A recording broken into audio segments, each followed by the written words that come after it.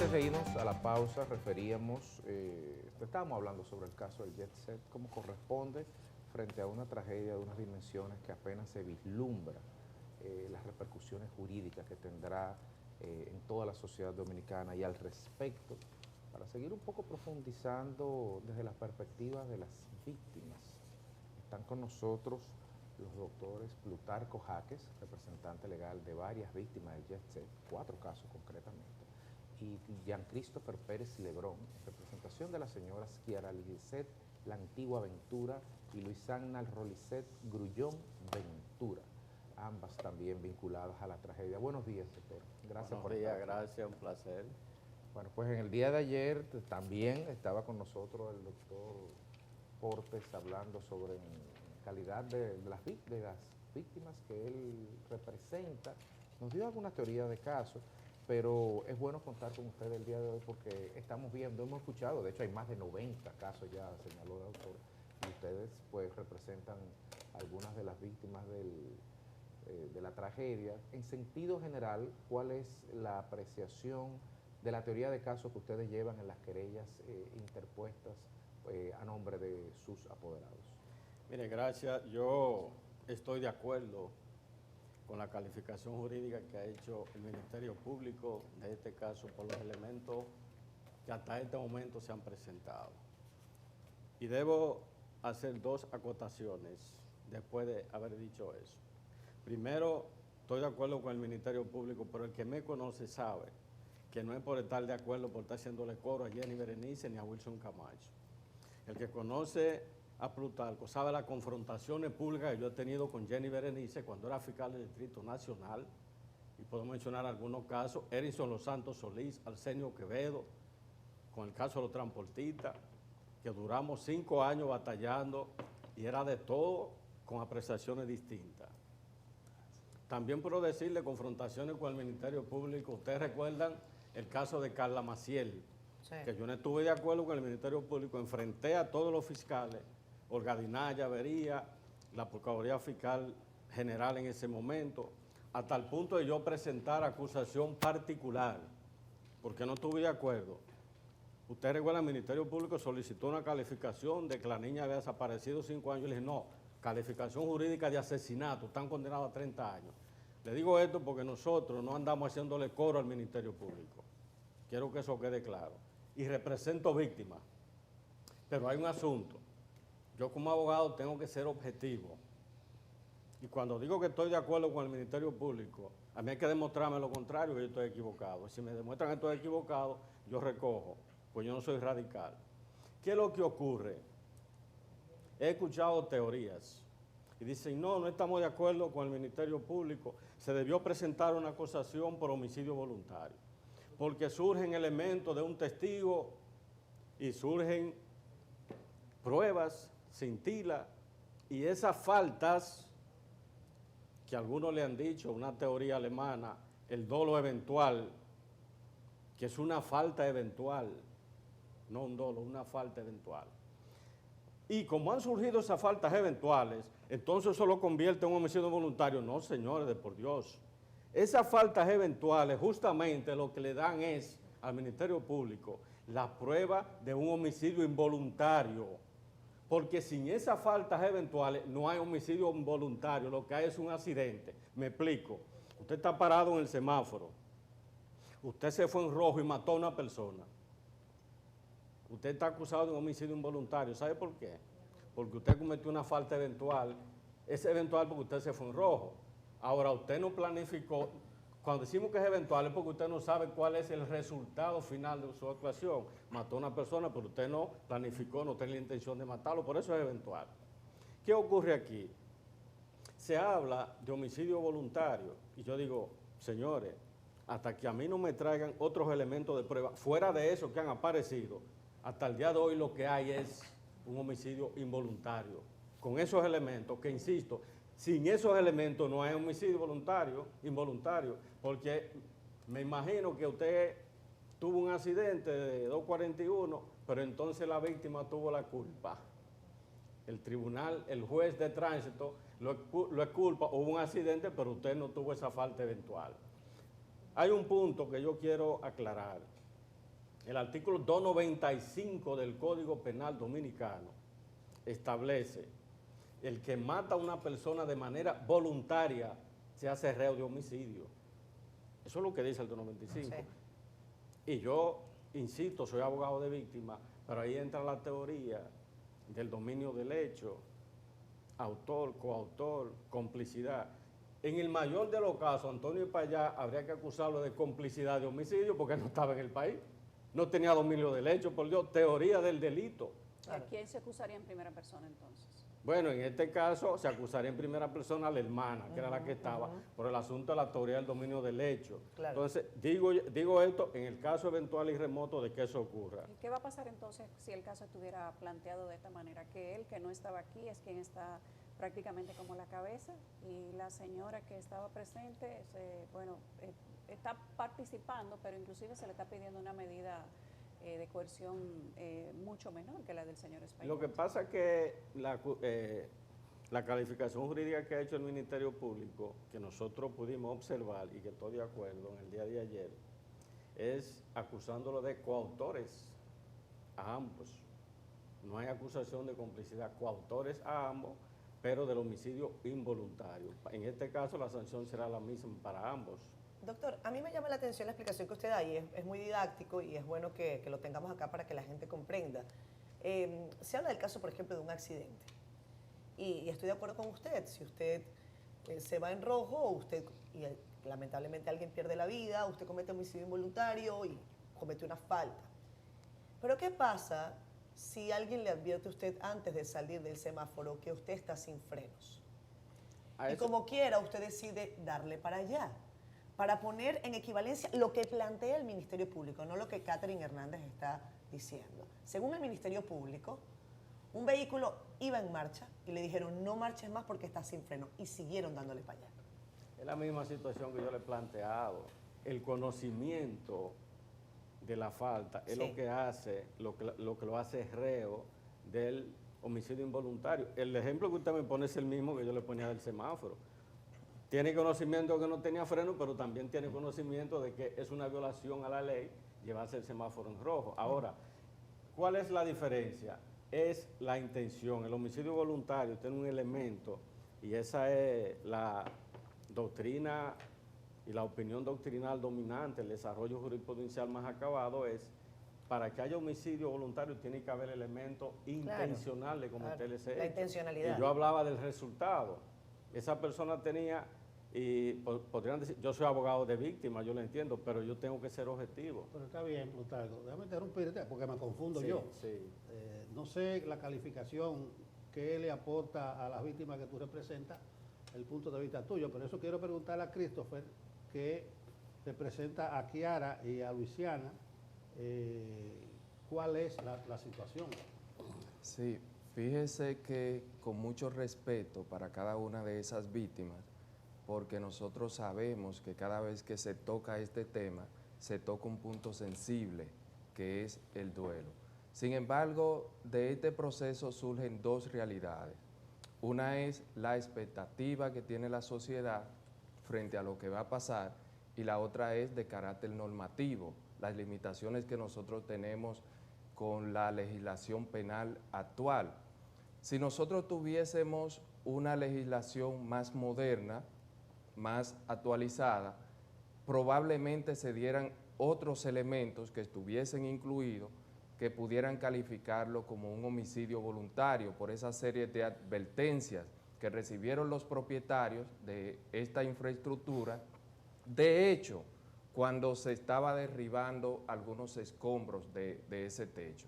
Es decir, que ellos tenían conocimiento y aceptaron el riesgo de que esa infraestructura en cualquier momento pudiese desplomarse. Sin embargo, con la legislación que nosotros tenemos actualmente, todos esos elementos probatorios o indiciarios que ha presentado el Ministerio Público en esta solicitud de medida de coerción se enmarcan perfectamente en el tipo penal de un homicidio involuntario, porque aquí no sería un tema de hechos, ni de la naturaleza del delito, ni del nivel de lesividad que le ha causado este hecho a la sociedad. Es un tema normativo de lo que establece la ley respecto de esta conducta, que sería una imprudencia, una negligencia o una inobservancia al protocolo y a las reglas del manejo de esa Sí, yo creo que infraestructura. estamos de acuerdo. Te pregunto, Christopher, ¿qué tipo de reparación ustedes están pidiendo para sus representados? Sí, en los procesos penales hay dos partes. Una es el Ministerio Público, que tiene a cargo calificar un delito y solicitar la pena. Y nosotros, como parte querellante, que además de promover esa acción penal, tenemos el fin de demostrar el daño moral, material y económico que le ha ocasionado un hecho a la víctima. En ese sentido, nosotros los querellantes que estamos dentro del proceso, en su debido momento, conforme al desarrollo de la investigación, vamos a tener la oportunidad de fijar una suma indemnizatoria para las personas que nosotros representamos.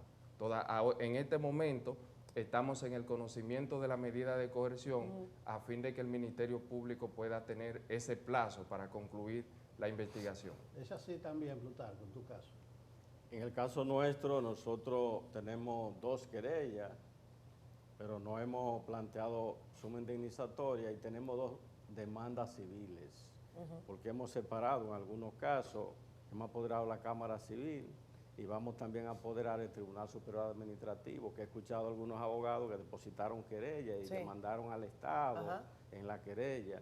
Yo dije desde el principio, he repetido, una Cámara Penal no tiene competencia para conocer demandas de responsabilidad patrimonial conforme al 148 de la Constitución de la República. Y entonces, ¿ante quién habría que hacerlo? ¿Superior Ante el administrativo? Tribunal Superior ¿Ustedes ante el van a Tribunal hacerlo también? Administrativo. ¿Ustedes Pues van? nosotros, respondiendo su pregunta, don Nelson, Sí.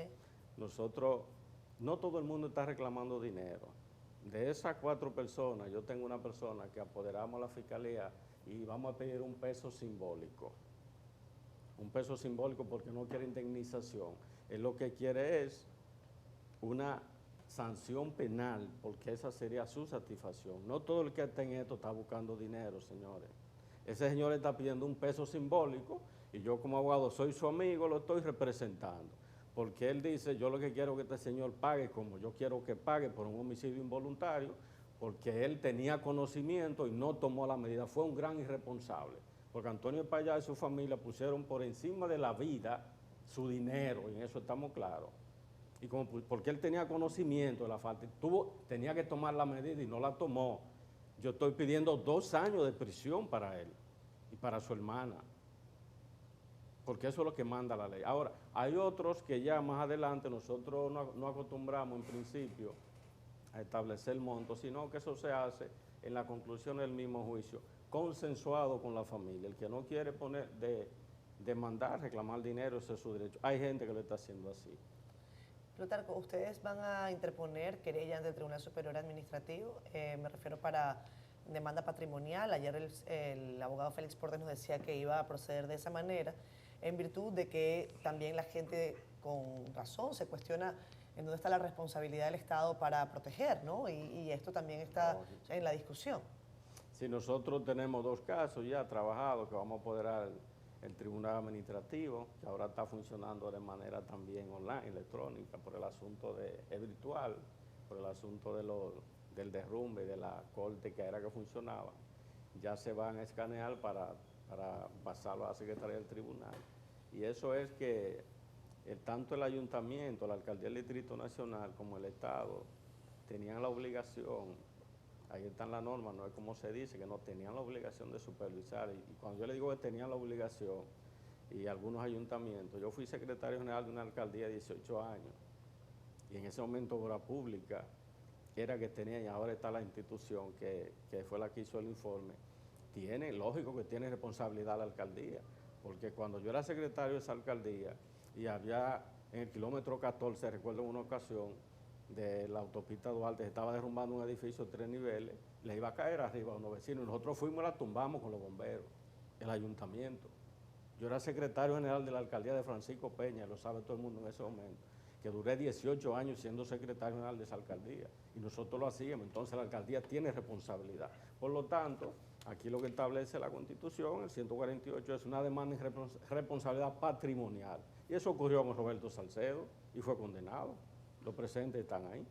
Usted señalaba que está conteste con la tipificación que ha hecho el tipo penal que ha elegido el Ministerio acuerdo. Público de homicidio involuntario, pero le pregunto a usted y a Christopher también, ¿están de acuerdo con las diferenciaciones de medida de coerción que ha solicitado el Ministerio Público para ambos imputados? En mi caso estoy de acuerdo. Nosotros también estamos solicitando dentro de nuestras conclusiones prisión preventiva. Para ambos. No, para Antonio Espaillat. Teníamos prisión preventiva para ambos. ¿Bajo qué lógica el Ministerio Público, y en el caso, y le hago la pregunta, aunque usted podrá decir, bueno, soy del Ministerio Público, pero al usted decir que está de acuerdo, le pregunto bajo cuál lógica usted entiende que puede haber un tratamiento diferenciado en cuanto concretamente a esa medida de coerción de prisión El preventiva? punto con esta señora, yo tuve que modificar mi querella. El punto con esa señora es que ella, la información que tengo es que estaba en el YC. Por Esa es la eso. información que tengo y que ella también sufrió herida. Pero si usted dice que está de acuerdo con el Ministerio Público, Estamos de acuerdo con la calificación jurídica. Y con la medida No de he dicho coerción que pedida. estamos y de con la acuerdo. solicitud de medida de coerción Nosotros también. la variamos y la cambiamos en el caso de la señora Ajá. porque llegó la información de que ella estaba en el lugar y que esa señora está hospitalizada y por lo tanto para el propio sistema de justicia es bueno que ella le den una prisión domiciliaria si está hospitalizada. Pero no está hospitalizada. Ella llegó al tribunal y fue de una clínica que la llevaron según nos informaron. La señora que es una hermana de él. ¿Solicitó usted una constancia médica de su estado de salud? No, ella llegó y la sacaron. Por esa razón, si es cierto o mentira, bueno, allá el Ministerio Público con ese tema. Ahora, por esa razón nosotros cambiamos la solicitud de medida de coerción. ¿Y está de esa acuerdo usted señora. en que, por ejemplo, no se haya incluido a una de las representantes de la empresa en la solicitud de medida de coerción? Porque la empresa estaba constituida por Antonio Espaillat y la madre del señor Espaillat, y esta persona no está incluida en la solicitud de medida. Mire, Catherine, hay un punto muy técnico y un hilo muy delgado entre lo que es la responsabilidad civil de un socio de una compañía y una imputación penal. La imputación, primero existe lo que se llama la personalidad de la pena y de la persecución. Sí. Yo hablaba del dominio del hecho para poder haber una imputación. El hecho de que usted sea socio de una empresa, si ocurre algo, hay que determinar si todos los propietarios de esa empresa están en condiciones de ser imputables por un delito penal. Ahora, ¿qué nosotros hicimos en el caso de todos los socios cuando buscamos el registro mercantil? Nosotros sí tenemos a toda esa persona incluida como tercero demandado civilmente, a la mamá, a las hermanas Antonio. Todos están demandados civilmente. Ahora, si se prueba que ellos también tienen participación, porque una cosa es que usted tenga una responsabilidad civil como socio de una empresa, Claro. y otra es la imputación penal, porque eso hay que Entiendo. probarlo en juicio. Si se demuestra que ella también participó, Sí. entonces se incluye, pero eso hay que demostrarlo. Señor Plutarco y a Christopher Pérez también, ¿contemplan ustedes el acuerdo en vista de lo que establece los códigos de República Dominicana como sanciones penales y sanciones económicas en este caso? ¿Sus clientes le han manifestado llegar a algún tipo de acuerdo con la demanda? Por el momento no, nosotros no hemos tenido ningún tipo de acercamiento con los abogados de Antonio Espaillat, más que un saludo con Miguel Valerio en los pasillos, que somos amigos, hemos litigado muchos años, y Ramón también. Pero cuestiones que tengan que ver con Espaillat, no. En una ocasión ellos sí, Espaillat designó una oficina de abogados que no es Miguel Valerio, sino, no recuerdo el nombre, de que fue como una oficina social. Y en ese momento lo que se dedicaron fue a llamar a la persona para decirle que le iban a dar una ayuda, pero era ofreciéndole 40 y 50 mil pesos y querían que le firmaran un descargo. Y yo le dije que no, que eso era un acto de ratrería de Antonio Espaillat de su equipo. Usted poner un agente a que le firme un descargo por 50 o 30 mil o 100 mil pesos y que fue lo que salieron a hacer con el testigo, según información del Ministerio Público. Salieron a buscar personas para que firme un documento diciendo que eran informaciones confidenciales y que no podían salir a la luz pública, como estamos hablando de imputaciones penales, y que Antonio Espaillat y todos los responsables van a tener que responder por este hecho, porque aquí hay 236 personas fallecidas, y eso no se va a quedar así. 140 niños huérfanos. Dentro de ellos, 23 de padres y de madres. Así es. Christopher, ¿qué han planteado tus clientes, las víctimas que te han buscado como representante? Sí, en el caso nuestro, aun cuando es una posibilidad que otorga la ley, es un tema de justicia. Las personas que nosotros representamos están buscando justicia por encima de cualquier acuerdo. Eso ya de la parte indemnizatoria es parte del proceso penal y en su debido momento también se tendrá que valorar esa parte del proceso. En cuanto a si nosotros estamos de acuerdo con la diferenciación en la solicitud que ha hecho el Ministerio Público en cuanto a un imputado Sí. pedir prisión preventiva y al otro prisión domiciliaria, naturalmente que no, porque si se están acusando del mismo tipo penal, Sí. es sobre la base de que ambos tuvieron el mismo tipo de responsabilidad. De hecho, en otras reclamaciones anteriores, quien daba la cara a nivel judicial era la señora Maribel Espaillá, quien se presentaba a la vista conciliatoria, quien asumía las responsabilidades legales de esa razón social. Y perdóname, Jean Christopher, según lo que explica el Ministerio Público y que es una de las razones que sustentan la medida de solicitud de prisión preventiva o prisión domiciliaria, es que los imputados habrían acudido a la casa de uno de los testigos, se les habrían intimidado, o sea, la intimidación está contenida como parte de esta calificación y de la solicitud de medida de coerción. Entonces uno no comprende cómo es que se actúa de una manera para uno y para otro no, en virtud también de quien lo ejecuta. Estaría contenida y también estaría bien probada. Claro. En el caso de la señora Maribel Espaillá, este testigo clave estelar que ha presentado el Ministerio Público ha establecido que momento antes de que ocurriese el hecho, le advirtió a la señora Maribel Espaillá que se estaban cayendo pedazos de escombro y que su respuesta fue, y él le sugirió parar la fiesta de esa noche y su respuesta fue que quien tome esa decisión es el señor Antonio Espaillá y probablemente no se lo comunicó. Entonces, claro que su responsabilidad penal se compromete de igual forma que el señor Antonio Espaillá en este proceso. Talco, esto va para largo. Así Tu es. experiencia, ¿qué tiempo tú le echas ahí?